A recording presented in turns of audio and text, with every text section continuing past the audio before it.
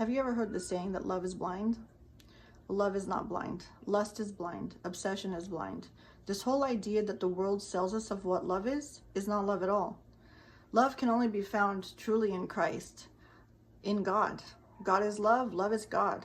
You know, if God isn't at the center of your relationships, any kind of relationships, family, you know, your husband, your wife, whatever it is, it usually doesn't go very well. I'm not saying it can. I'm not saying that people who don't know Christ can't have loving relationships, can't love people. I've seen it.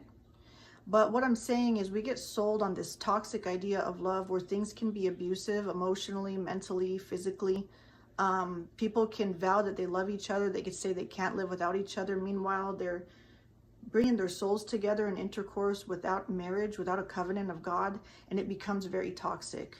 Because what you have is a soul tie. It's called a soul tie. You know, God made it that when you get together, I'm trying to avoid the algorithm, so intercourse, I don't know if they're going to cut me off for that, but you know what I'm saying.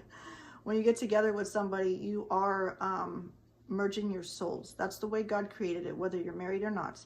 But the thing is, when you have Christ and he's the center of it, you get that true love. You get that true love that it talks about in 1 Corinthians 13. Love is patient. Love is kind. Love is long-suffering. It keeps no records of wrongs. It's not arrogant or boastful.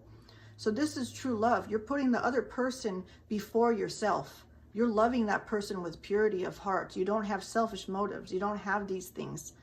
But see, and I'm speaking from experience. I was in toxic, abusive relationships, manipulative relationships before I knew Christ. And these people would swear up and down. And I'm not saying I'm perfect. I'm just saying what I experienced. These people that were manipulative or narcissistic would swear up and down that they loved me, that they couldn't live without me. They'd write poems, songs, beautiful, these things, right? And you just felt like you had this bond. Oh my gosh, they love me so much. Look what they're saying. You got to watch out for that.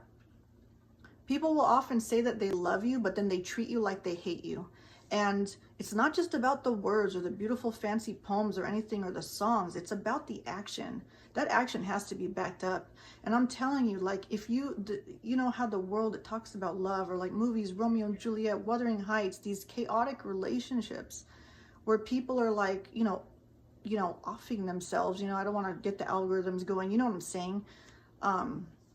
You know, to themselves if they can't have that person they supposedly love when really they're just obsessed.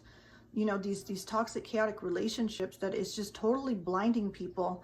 And it's like, no, that's not love at all. That's not love. That's obsession. You know, because love gives. Love is life. Love is full of hope.